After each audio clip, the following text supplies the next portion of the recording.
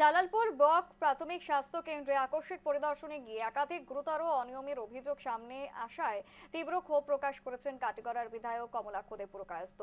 স্বাস্থ্য কেন্দ্রটির সার্বিক পরিস্থিতি খতিয়ে দেখতে তিনি এমন কিছু চিত্র দেখতে পান যা নিয়ে এলাকা জুড়ে ব্যাপক চাঞ্চল্যের সৃষ্টি হয়েছে।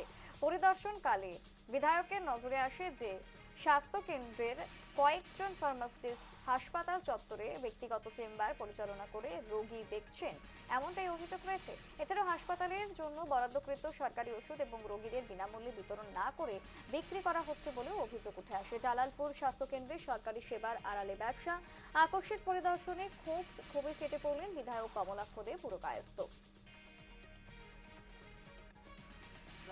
হসপিটাল কিভাবে ব্যবসায়ী প্রতিষ্ঠানে রূপান্তরিত হয় সেটা জালালপুর হসপিটালে আসলে আপনারা দেখতে পারবেন। আসামের ইতিহাসে প্রথম ফার্মাসিস্টরা নিজের চেম্বার খুলে বসে আছে, স্টেথোস্কোপ নিয়ে একজন ফার্মাসিস্ট ফুল প্লেজের ডক্টরদের কাছে কোনো ভিড় নেই, ডক্টরদের কাছে মানুষ আসে না, ফার্মাসিস্টের কাছে মানুষ আসে।